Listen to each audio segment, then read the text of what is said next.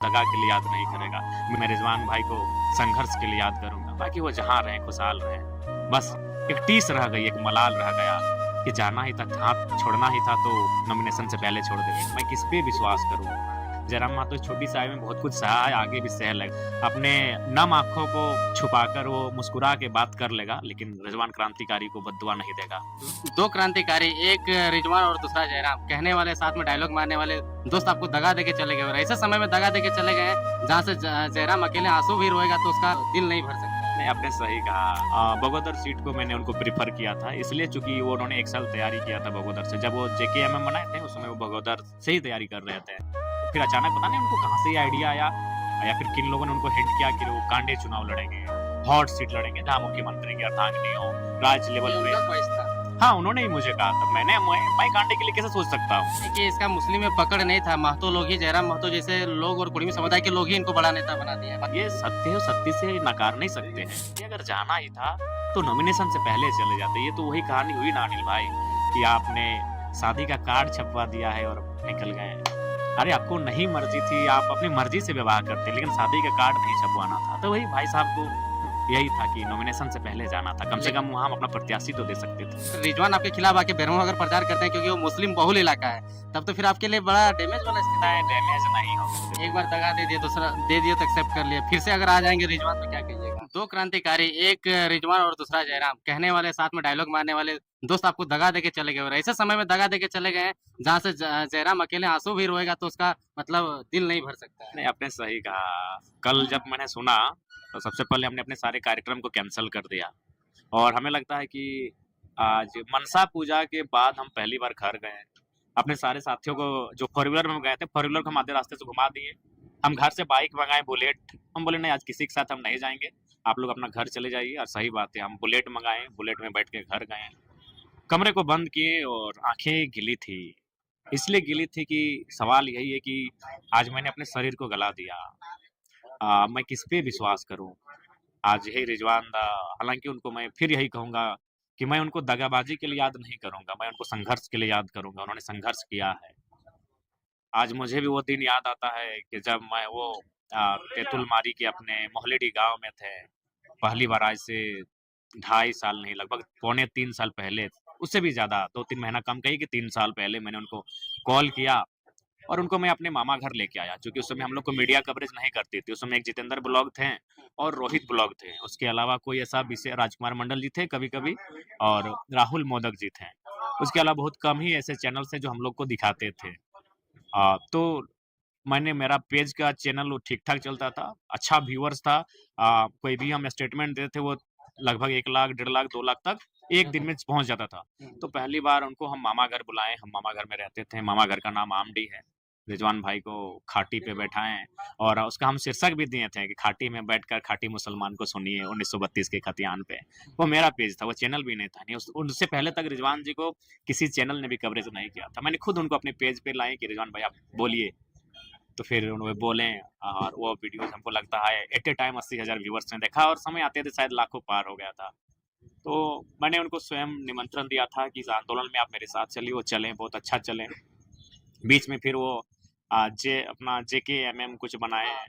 हाँ, उसके बाद उन्होंने अपने समुदाय को गोलबंद किया और फिर वो हमारे साथ आए। बाकायदा हम ही उनको लेकर आए। तो उस समय भी तो कटे हुए नजर आ रहे थे जब जेकेएमएम बनाए, उस समय भी आपने मर्ज कर दिया। हाँ, वो उस समय भी, उसके बाद हमने उनको लाया और यही कहा कि लोकसभा के चुनाव में आप हमारे लिए मेहनत कीजिए, विधानसभा का चुनाव आप तो लड़ेंगे ही लड़ेंगे। और बाकायदा विधानसभा का चुनाव उन्होंने बगोदर सीट को मैंने उनको प्रेफ़र किया था, इसलिए चूँकि वो उन्होंने 1 साल तैयारी किया था बगोदर से। जब वो जेकेएमएम बनाए थे, उस समय वो बगोदर से ही तैयारी कर रहे थे। तो फिर हम बोले वो बेहतर सीट है, वहाँ समीकरण भी बहुत सुंदर फिट-विट रहा है। तो मैं बोला उन्हों फिर अचानक पता नहीं उनको कहाँ से ये आइडिया आया या फिर किन लोगों ने उनको हिंट किया कि वो कांडे चुनाव लड़ेंगे, हॉट सीट लड़ेंगे जहाँ मुख्यमंत्री की अर्धांगिनी हो, राज्य लेवल पे। उनका ख्वाहिश था। हाँ, उन्होंने ही मुझे कहा था। मैं कांडे के लिए कैसे सोच सकता हूँ? उनका घर बगोदर। हाँ, उनका घर मेरे ही विधानसभा टुंडी। टुंडी में पड़ता है, लेकिन बगोदर हाँ, में तैयारी कर बगोदर में तैयारी किए थे, साल भर किए थे तैयारी और अच्छा तैयारी किए थे। तो मैं गिरिडीह तक हार्डली गया था, क्योंकि गिरिडीह मेरे कॉन्स्टिट्यूएंसी में आता है। तो मैंने गिरिडीह लोकसभा में, गिरिडीह विधानसभा उनको कहा था, क्योंकि वहाँ उनके समुदाय की आबादी भी 60,000 से ज़्यादा है, हमारे समुदाय भी कुछ ठीक-ठाक है प्रिटार्क में। तो मैंने उनको गिरिडीह तक प्रेफ़र किया था कि आप तो बड़े नेता हैं, आप चयन कीजिए। और मैंने उनको गिरिडीह, बगोदर, गांडे मेरे दिमाग में नहीं था। तो फिर वो बोले नहीं हम गांडे से लड़ेंगे। तो फिर डिस्कस हुआ। तो हाँ, एक मजाक-मजाक में ये हुआ कि अब तो कुछ लोगों ने कहा कि अब तो हम तोर से बड़ो नेता। चुनाव भर तो नेता रहो। कहली कैसे? ना तोय लड़ रहली मंत्री जी से, हम मुख्यमंत्री के अर्धांगिनी से। हुँ। तो हम बोले ठीक है आप लड़िए। तो फिर वो वहाँ गए। उसके बाद जो भी था बस इतना ही कहेंगे, जहाँ भी रहो दोस्त खुशहाल रहना, सलामत रहना, अच्छे से रहना। और हाँ, यही अगर आपको जाना ही था तो नॉमिनेशन से पहले जाना था। मतलब मतलब वो पार्टी के लिए ये डैमेज कर दिया। हाँ, बिल्कुल उनको नहीं बुरा कहेंगे, मेहनत किए हैं। इतना जयराम महतो इस छोटी-सी आयु में बहुत कुछ सहा है, आगे भी सह लेगा। अपने अपने नम आँखों को छुपाकर वो मुस्कुरा के बात कर लेगा, लेकिन रिजवान क्रांतिकारी को बद्दुआ नहीं देगा। लोग कहते हैं कि इसका मुस्लिम में पकड़ नहीं था, महतो लोग ही जयराम महतो जैसे लोग और कुर्मी समुदाय के लोग ही इनको बड़ा नेता बना दिया है। बाकी ये उनका सत्य है, ये भी सच्चाई है, इसमें आप नकार नहीं सकते हैं, क्योंकि आज उनको जो भी उनके व्यूअर्स भी हैं, वो मैक्सिमम जो है हमारे समुदाय से ही हैं। उन्होंने जिन मंचों पे संबोधन किया है, वो हमारे समुदाय की भीड़ थी। ये सत्य है, सत्य से नकार नहीं सकते हैं, लेकिन अंततः यही कहेंगे अगर जाना ही था, तो नॉमिनेशन से पहले चले जाते। ये तो वही कहानी हुई ना अनिल भाई, हुँ। कि आपने शादी का कार्ड छपवा दिया है और निकल गए। अरे आपको नहीं मर्ज़ी थी, आप अपनी मर्ज़ी से विवाह करते, लेकिन शादी का कार्ड नहीं छपवाना था। तो वही भाई साहब को यही था कि नॉमिनेशन से पहले जाना था, कम से ले कम वहाँ हम अपना प्रत्याशी तो दे सकते थे। सही बात है, लेकिन कहीं न कहीं आपके लिए भी वो जेल गया जिस दिन लोकसभा का आपका नॉमिनेशन था, उनको उठा बिल्कुल, कर के ले गया। आदर इसीलिए मैंने कहा कि मैं उनको दगा के लिए याद नहीं करूँगा, मैं रिजवान जी को संघर्ष के लिए याद करूँगा। हालाँकि मेरे समर्थक, उनके समुदाय के ही कुछ लोग उन्हें दगा के लिए याद कर सकते हैं, लेकिन जयराम महतो रिजवान को दगा के लिए याद नहीं करेगा। मीडिया मुझे हज़ार बार अगर सवाल करेगी तो मैं हज़ार बार यही कहूँगा कि मैं रिजवान भाई को संघर्ष के लिए याद करूँगा। बाकी वो जहाँ रहें, खुशहाल रहें। बस यही एक मने एक टीस रह गई, एक मलाल रह गया कि जाना ही था, हाथ छोड़ना ही था तो नॉमिनेशन से पहले छोड़ देते। एक बार दगा दे दिए, दूसरा दे दिए तो एक्सेप्ट कर लिया, फिर से अगर आ जाएँगे रिजवान तो क्या कहिएगा? देखिए, अब सोचा जाएगा। हम लोग बहुत भावुक इंसान हैं, बहुत कोमल हृदय के इंसान हैं और कभी अगर हम लोग इतने जालसाज़ी नहीं हैं। हम लोग हमें वो एक ऐसा केंद्र अध्यक्ष हैं जो आप पूछिए, हमारा मोबाइल का पासवर्ड हमारा एक पंचायत का सदस्य को मालूम है कि हमारे केंद्र अध्यक्ष जी के मोबाइल का पासवर्ड क्या है। बहुत सारी सीटों पे आपके कैंडिडेट जो दिए थे उसका रिजेक्शन लिस्ट जारी हो गया है।